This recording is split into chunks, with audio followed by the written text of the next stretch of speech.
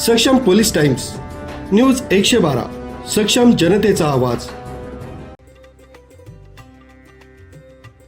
जागतिक राजकारणातील संघर्षामुळे नाशिककरांच्या खिशाला आता कात्री बसणार आहे. अमेरिका आणि इराण यांच्यातील युद्धजन्य परिस्थितीमुळे आंतरराष्ट्रीय बाजारपेठेत कच्च्या तेलाच्या किमतींनी उच्चांक गाठल्यानं त्याचे थेट पडसाद आता इंधनावर येत आहेत. पेट्रोल आणि डिझेलच्या दरात 3 रुपयांनी वाढ झाली असून नाशिकमध्ये 1 लिटर पेट्रोलसाठी आता 108 रुपये मोजावे लागणार आहेत. अमेरिका, इराण, इस्रायल यामधील वाढता लष्करी तणाव हे त्यामागील मुख्य कारण आहे. त्यामुळे कच्च्या तेलाचा पुरवठा विस्कळीत होण्याची भीती व्यक्त होते. मध्य पूर्वेतील वाढता तणाव आणि अमेरिका, इराणमधील युद्धसदृश परिस्थितीमुळे जागतिक तेल पुरवठा साखळीवर मोठा परिणाम झाला. हॉर्मुझच्या सामुद्रधुनीतून होणारी तेल वाहतूक विस्कळीत झाल्यानं कच्च्या तेलाचे दर कडाडले. याचाच फटका बसून संपूर्ण देशासह नाशिकमध्ये इंधन दर वाढवण्यात आली आहे. या दरवाढीबद्दल सामान्य नागरिकांमध्ये तीव्र प्रतिक्रिया उमटताना दिसून येत आहे. एकीकडे आंतरराष्ट्रीय पातळीवर युद्धाचे ढग गडद होत असताना दुसरीकडे नाशिककरांना महागाईच्या झळा सोसाव्या लागत आहेत.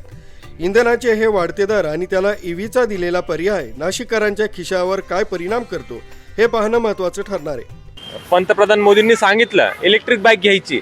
सर्वसामान्य लोकांनी इलेक्ट्रिक बाईक घ्यायची कसं काय? ऑलरेडी घेतली त्यांनी. प्लॅटिना असो, स्प्लेंडर असो किंवा एखादी पेट्रोल बाईक आहे त्यांच्याकडे, बरोबर.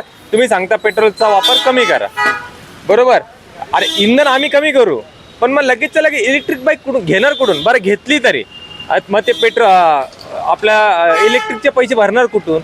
ऑलरेडी ते झुंजता कशासाठी आहे?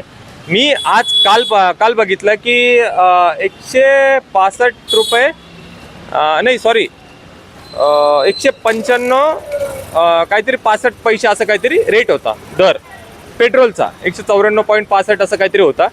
आज 107.99 असं काहीतरी आहे आज. म्हणजे इथं वेगळं आहे, तिकडे वेगळं आहे. मी सकाळी पण पेट्रोल टाकलं, आत्ता पण टाकलं, सगळीकडे वेगवेगळं आहे, बरोबर.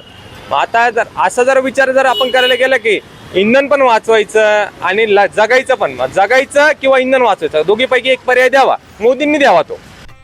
न्यूज ब्युरो, सक्षम पोलीस टाइम्स, न्यूज 112, नाशिक.